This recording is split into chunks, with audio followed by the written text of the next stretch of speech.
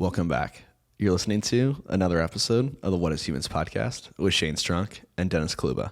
Make sure to follow us on our social media channels at What is Humans podcast on Instagram, at What is Humans podcast on TikTok, and at What is Humans podcast on YouTube. Today, Shane and I are discussing embrace versus ignore. Enjoy.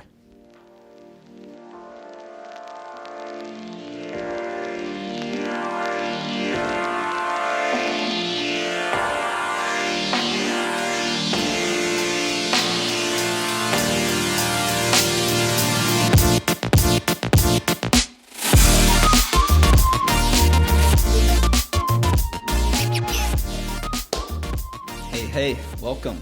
You're on the What is Humans podcast. If you're new to the show, this podcast is a conversational podcast on personal development, mental, physical goals. Really how it works is Dennis and I have conversations about everyday life. Yeah. And hopefully you can find some value in them as well. Yeah. Most importantly, we are experts in almost nothing. What's up, dude? Nothing much, man. I'm excited to be back.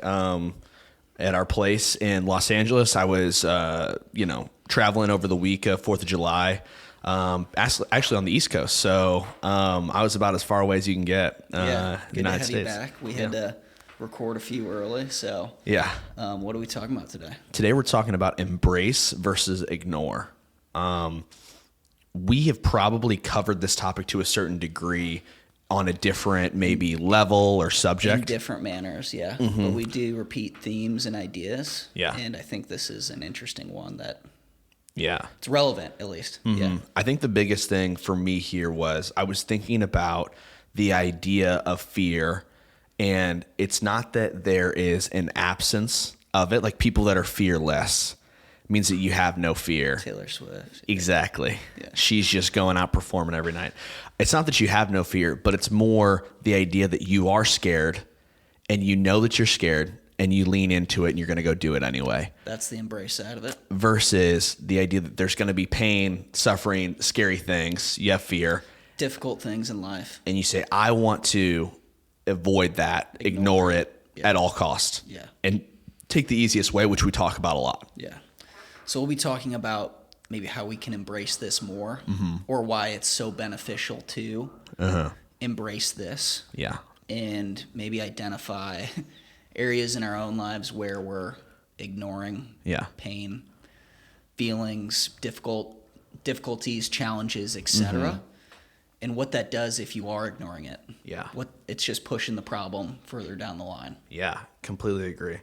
I want to break it down to super simple steps and then maybe potentially build up. But when you're really good at this, we literally talked about this before we started the pod today, but like you talked about snoozing the alarm. I think the things that are so basic, like the alarm hits, you're good at getting up. You're an early riser pretty much by nature, but that's not without practice and... Sure. I think there is something biologically. I think I've heard that before. Yeah. But you're right. A habit or practice of being able to get up. So what do you mean? What's your question here? I think the idea is just like from the jump as the day begins, I think that you have a choice. You have a decision. You have a mindset of, and you literally called me out on this, say, I snooze. Yeah. And I'm ignoring the pain, the reality in that moment of, get out of my warm, cozy bed. Yeah. Let's hit the ground running. Let's start the day. Yeah, like practically, like if I were able to if I hear it and if I get up within the first 5 seconds of go over to open the blinds, it's almost like let the alarm go. Yeah. And go turn on the lights before you can turn it off. Or it's like go do something before you turn that, make a movement, make a stride, make a step where you can, because if you allow those 5 seconds to pass, you're just letting that fear to win or that pain to win. And I think that can apply to many areas of doing something difficult or sending an email for work or anything challenging of okay, let me just start doing it right away without even thinking about it before I let my brain fester on this, which can lead to avoidance or ignorance. Yeah, I completely agree. And I think you said it so well of the idea that our mind is just building up fears or anxiety that really isn't there versus not allowing your mind. That's the embrace part. We did a whole topic on the 5-second rule, which was Mel Robbins' book. That's a long time ago. Yeah, she talked about this specifically of like, if you can do it within the first 5 seconds of that thought, you're basically just like cheating your brain into that being the only decision possible. If you can do it as soon as possible within those 5 seconds, you'll be able to do that, and then you'll also be able to build on that for better habits or better actions from there.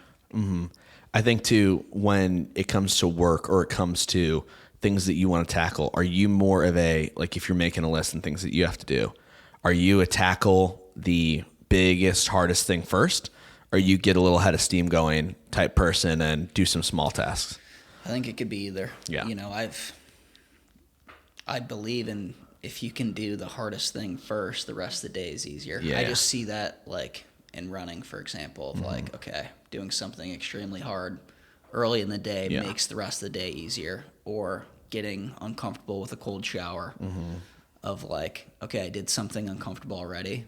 The rest of this, my day, you know, my tasks I have today are doable. Yeah. So yes, but also the approach of doing something tiny like making your bed can be just a small win to give you confidence for taking on to that next thing. So yes and no. I think too, there's like a correlation between the embrace versus ignore and action versus inaction that we're talking about, kind of with that 5-second rule. It's objects in motion tend to stay in motion. The minute that we stay stagnant and we stop, it can be so hard, or that mind starts to race of, this is going to be terrible. I'm going to feel pain. I'm going to be sad. I'm going to be hurt. Instead of just going up and doing whatever it is that you need to do. That could be tasks like doing the laundry, or that could be like doing your homework, or something bigger like starting the business. Just let's go for it. Yeah. I think we've already like hit on some very like real actionable advice just to embrace more. But what about something like you mentioned of like a dream you have, or a passion, or it's someone you love? It's like, how do you approach embracing things, people, dreams, etc., you know, in a larger manner comparatively to just the get out of bed example? Yeah. I think that I was listening to something too that was, I don't know if it was a podcast or what it was, but they were talking about that means TikTok. Probably. And it was like, basically things were hard, and then they had a routine, had a motion where they just did it every day. There was a routine, there was a habit where it was like, I was scared to do this, and then that's all I did until it was no longer a thing. So you're saying take a big thing and make it into small, daily, digestible actions where it's not as scary when they are small. I think about right now trying to start a business and trying to do something that in our own minds is very, very scary. But what it really is okay, every day, if part of that business is you have to write emails every day to outward bound business. Sure. If you do that every day, 5 new clients, 5 new emails every day, by day 5, that's just... You're just saying of like consistently doing it, the consistently compounding effect of that action behavior, you know, will result in success or growth. Yeah, completely. And whatever that dream is for you, we've talked about this in other podcasts. It's the idea of one action sets others in motion. The minute that you start saying, well, I got to be in the perfect mode for this. I have to be doing this thing. I have to be in the right headspace. All those fears, all those anxieties are building up in your mind that probably aren't even real to begin with. Yeah, that's an amazing point. It's like the mood you're in, or how you're feeling, or if it's sunny out, if it's raining out, like waiting for all those things for me to be in a good mood, for me to be confident, to me to have the perfect email written, or for me to have everything aligned. to wait for that day is, I would argue, a way that we're ignoring goals or dreams, or we're avoiding something we're passionate about, of waiting for that perfect day. When in reality, we just need to begin to do. It doesn't matter if it's if you mess up, if you try something new and you fail. It's like, as long as you're taking steps forward, you are able to pick yourself up and grow, to change, to mess up. At least you're taking strides towards that instead of, again, waiting for that perfect day. Completely. Let me ask you about, instead of built up pain, built up sadness within our minds, beginning, how do we go about, talk to me a little bit about, for example, running, or you're doing fitness or something like that.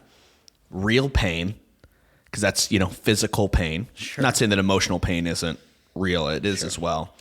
But that pain of doing that, like you do your run every morning, say you do that, and it's tough. How do we begin to embrace the physical pain instead of dealing with the kind of mental made up pain within our heads? Yeah. Not that any of that, we're not saying that's made up at all. I think it's more of I don't know, leaning into doing something challenging, to pushing yourself, to, again, just doing something difficult. In your brain is hey, I did something. We need a sense of reward or a sense of self.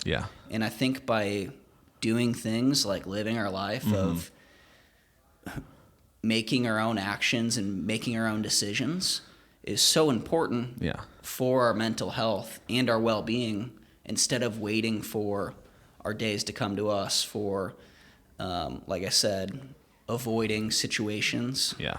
I think I inherently crave agency, and I think that's something that we all crave, is the ability to do things, to be alive, to mess up, to succeed, etc. It's that's what we're after. And if we aren't doing, we aren't able to have that mental health or that confidence within ourselves to be happy. Completely. And I think a lot of it is, like you mentioned, doing hard things, the confidence that comes with doing those things.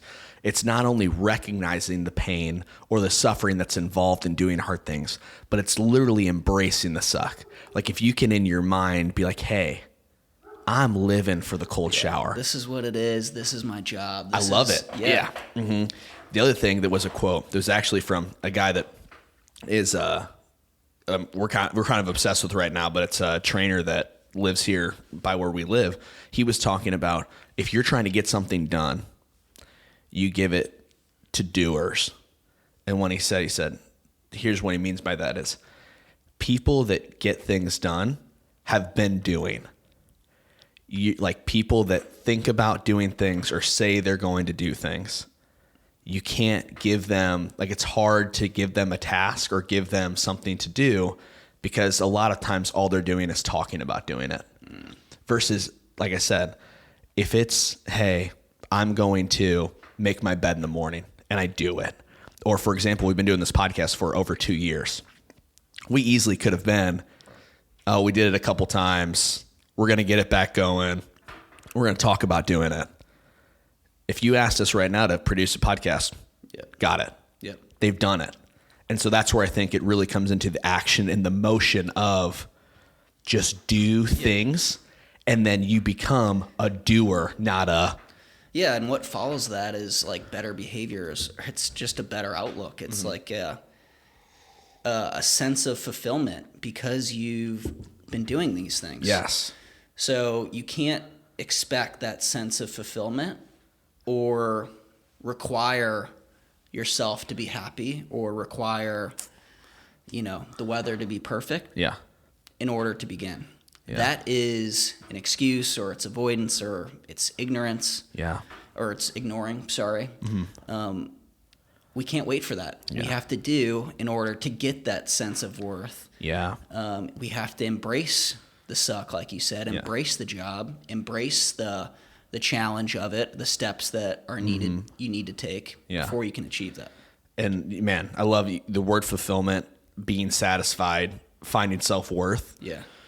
Unbelievable recognition of, what comes from being a doer. And I would say that if you're avoiding or ignoring consistently that pain, that toughness that comes throughout life, that's the long-term regret of, damn, I don't feel satisfied with what I did over, like you look back on a year or you look back on 5 years, you're like, shit, I never did anything. Yep. Instead of just being like, you know what? Let's get our stuff together one day after another. Hard things. And then after a week, you're like, look at how much I've done. Exactly. After a month, look at how much I've done. Exactly. I love it. Let's talk about some hows. Yeah. In order to embrace versus ignore. Yeah. So I think that you kind of started it off when we talked very early in the episode about like waking up in the morning. Yeah. And I think when you're talking about Mel Robbins' book, The 5-Second Rule, there really is something to that of recognizing that when decisions have to be made, it really is all about let's tackle it right now. Yeah. Don't give your mind the time to. Yeah, create a sense of urgency in things, in things that are important or hard things of like, if you approach it with urgency, there's almost like, it's almost like fear isn't allowed in, or it's just like being ignored. Yeah. So if you like approach something hard with urgency of like going in, who cares if you look dumb or if you have the wrong answer or if you mess up? I think that's just a fun tool that we can use in order to get some wins or to avoid that fear that might be there. Yeah, completely. So when we've kind of, not allowed ourselves to take that time, how do we choose pain, suffering, embracing? How do we do that over and over again, in small goals, but also in bigger goals? Yeah.